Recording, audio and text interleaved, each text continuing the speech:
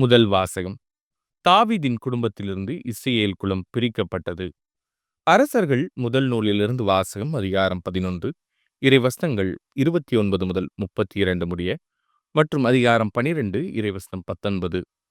ஒரு நாள் யெரொபெயாம் எருசலேமிலிருந்து வெளியே போனபோது சீலோவை சார்ந்த அகியா என்ற இறைவாக்கினர் அவனை வழியில் கண்டார். அவர் புது சால்வை ஒன்று அணிந்திருந்தார். இருவரும் வயல்வெளியை தனித்திருந்தனர். அப்போது அகியா தாம் போர்த்தியிருந்த புது சால்வையை எடுத்து அதை 12 துண்டுகளாய் கிழித்தார். பிறகு அவர் யெரொபெயாமை நோக்கி பின்வருமாறு கூறினார்: இவற்றில் 10 துண்டுகளை உனக்கென எடுத்துக்கொள். ஏனெனில் இஸ்ரேலின் கடவுளாகிய ஆண்டவர் உனக்கு இவ்வாறு கூறுகிறார்: இதோ, நான் சாலமோன் கையினின்று அரசை பறித்து 10 குலங்களை உனக்கு அளிக்கப் போகிறேன். ஆயினும் என் ஊழியன் தாவீதை முன்னிட்டும் இஸ்ரேலரின் நகர்கள் அனைத்திலிருந்தும் நான் தேர்ந்து கொண்ட எருசலேம் நகரை முன்னிட்டும் ஒரு குலம் மட்டும் அவன் கையில் இருக்கும். தாவீதின் குடும்பத்துக்கு எதிராக அன்று கிளர்ந்தெழுந்த இஸ்ரேலர் இன்று வரை அவ்வாறே இருக்கின்றனர். இது ஆண்டவரின் அருள்வாக்கு. இறைவா, உமக்கு நன்றி. பதிலுரை பாடல்.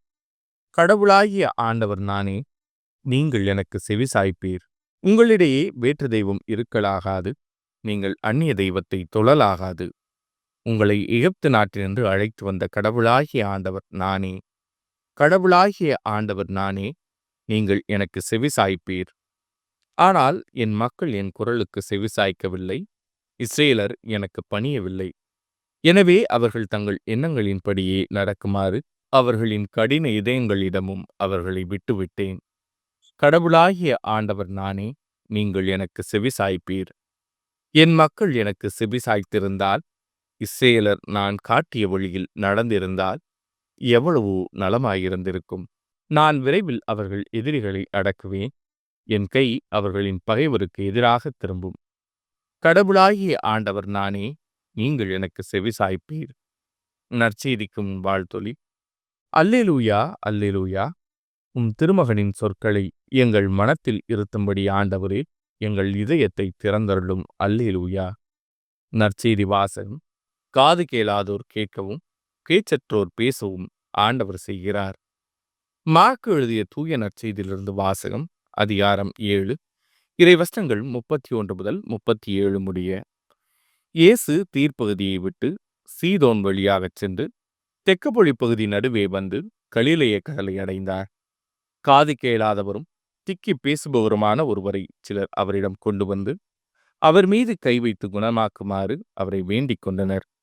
இயேசு அவரை கூட்டத்திலிருந்து தனியே அழைத்து சென்று தம் விரல்களை அவர் காதுகளில் இட்டு உமிழ்நீரால் அவர் நாவை தொட்டார்.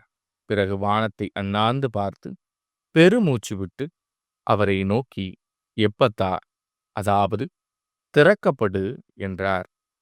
உடனே அவருடைய காதுகள் திறக்கப்பட்டன, நாவும் கட்டவிழ்ந்தது. அவர் தெளிவாக பேசினார். இதை எவருக்கும் சொல்ல வேண்டாம் என்று அவர்களுக்கு அவர் கட்டளையிட்டார். அவரது கட்டளைக்கு நேர்மாறாக இன்னும் மிகுதியாய் அவர்கள் அதை அறிவித்து வந்தார்கள். அவர்கள் அளவு கடந்த வியப்பில் ஆழ்ந்தவர்களாய், இவர் எத்துணை நன்றாக யாவற்றையும் செய்து வருகிறார். காது கேளாதோர் கேட்கவும், பேச்சற்றோர் பேசவும் செய்கிறாரே என்று பேசிக்கொண்டார்கள். இது ஆண்டவரின் அருள்வாக்கு. கிறிஸ்துவே உமக்கு புகழ்.